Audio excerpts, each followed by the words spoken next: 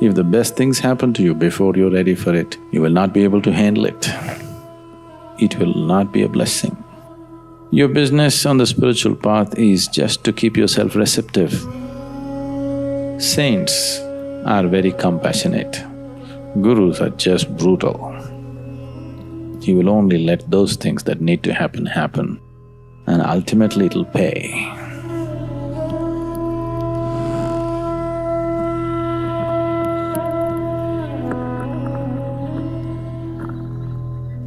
Once,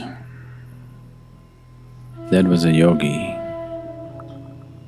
in South India, and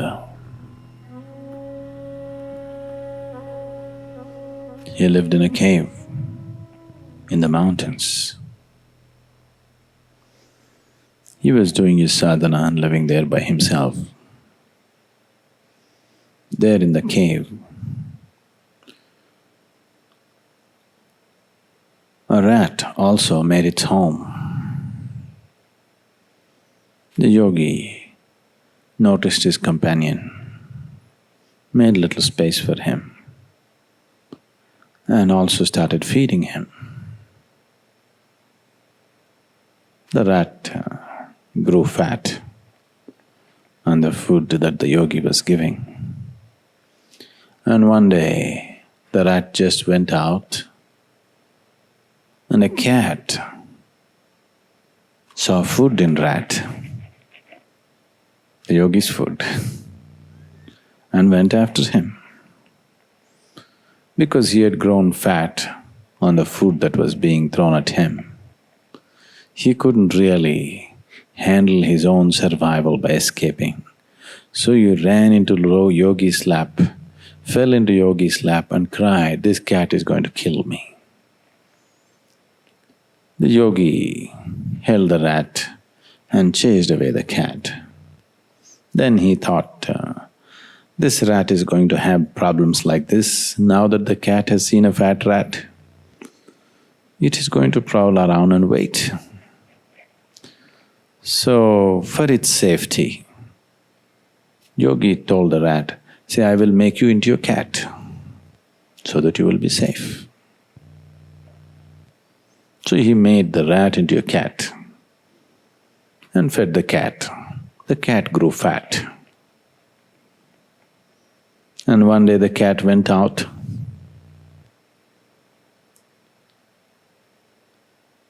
A hunting dog saw this cat and went after him.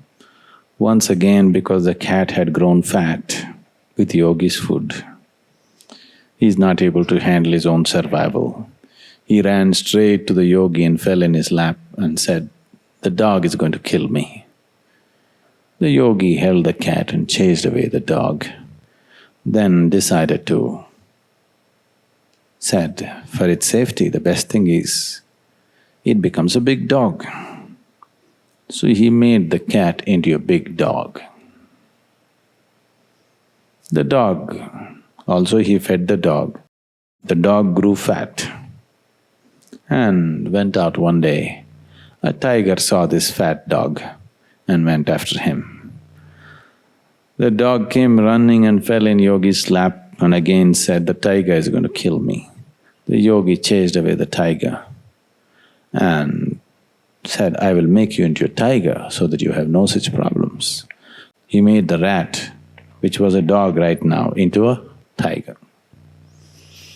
So he became a tiger and yogi continued to feed the tiger. The tiger went about in the forest.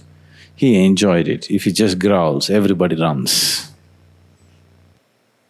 He just enjoyed being a tiger, but it started bothering him. Everybody in the forest thinks I am a tiger. The secret that I am actually a rat, only the yogi knows. If I eat him up, if I kill him and eat him, nobody will know that I am a rat. Everybody will really think I am a tiger. He got this idea. So he approached the yogi. The yogi saw the intention of the tiger. He saw, oh, I gave him things that he's not ready for and made him once again into a rat.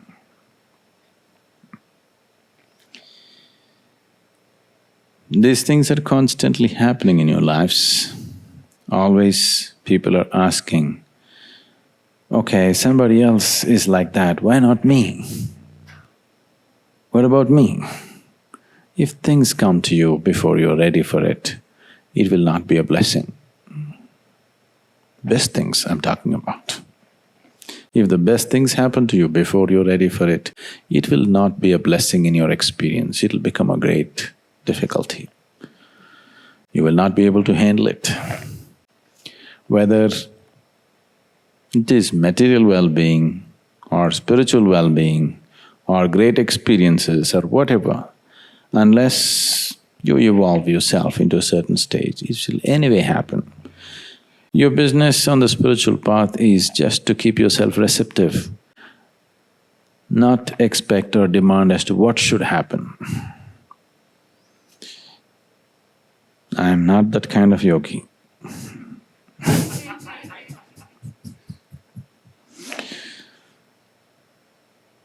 I won't do anything before time. But if something comes to you before your time, it will not be a blessing. So the best thing is always just to keep yourself receptive and do what you have to do. What has to happen will anyway happen. In India, we have this practice, especially if you plant a mango tree. The second year itself, mango tree will flower. If you let it be, it'll become full of fruit. The plant will be only this much. By end of January, February, it'll be full of flower. If you let it be, lot of fruit will come. If you do that, if you allow the fruit to come, the plant will be ruined. It will not grow properly. So the second year when the mango flower comes, we pluck off all the flowers, we won't let it fruit. Next year mango flower comes, we'll pluck off everything. Only fourth, fifth year we will allow it to happen. That too, fourth year we will pluck off half of it and leave half. After fifth year we will let it fruit. If you let it fruit in the second year itself, that tree will never grow to its full size. Any number of wild trees, mango trees you see, they never grew to full size because nobody did this plucking job. It's destructive at that point, but that's needed. Otherwise, what needs to happen will not happen.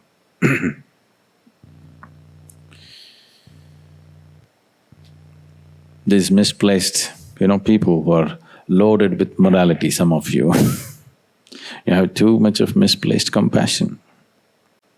Many years ago, when I was in the farm, the bulls or the bullocks which are used for work, both for ploughing and for the bullock cart, which is in India still about 45 to 50% of the cargo in India still at some stage travels on a bullock cart, if you don't know this. There are trucks, there are trains, there are everything, but still 45 to 50% of the cargo in India still travels on a bullock cart, at least in its early stage, from farm down to the market somewhere. So every farm has bulls and carts, this is normal.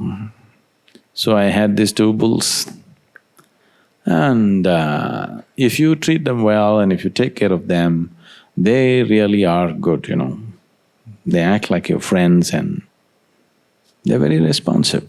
You can have a certain kind of rapport and relationship with them. Like people have very close and dear relationships with dogs. Similarly, people have very close relationships with cows and bulls. So these two bulls are good and they're handsome young men, So, periodically, you have to do like you have the horseshoe for the horses.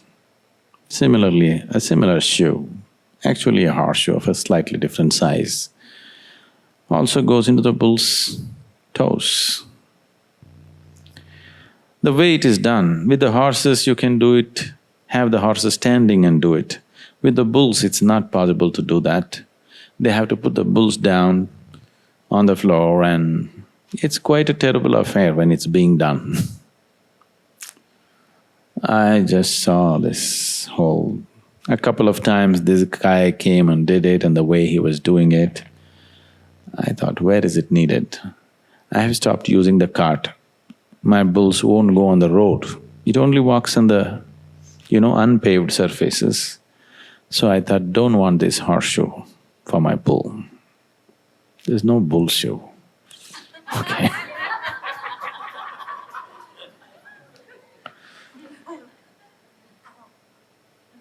Because they looked so sad and painful when they were put down and they're being nailed. Looked like crucifixion. So, this particular shoe wore out and I refused to, the thing. That guy comes periodically, once in 2 months, he wants to put a new shoe, that's his livelihood. He came again and again, I said, no shoes. He said, it's not good. I said, it doesn't matter. Then I found, after 8 months, my bulls were in such a bad state. Their toes spread out like that, and they were really suffering because I had not put the shoe. Then I thought, what happened to my sense? Misplaced compassion. If the shoes were there, even if it goes through half an hour of pain, then they will be fine. Now to avoid that half an hour of pain, now they're all the time painful. It took a lot of work and in many ways, this decision curtailed their life itself. So, on the spiritual path, saints are very compassionate. Gurus are just brutal.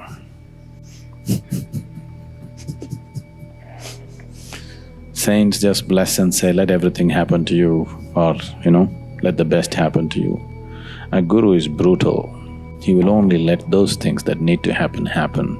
Rest of it, he won't let it happen. And ultimately it'll pay. Ultimately it'll definitely pay. So those of you who are wondering and struggling, comparing yourself to somebody else, that's not how it is.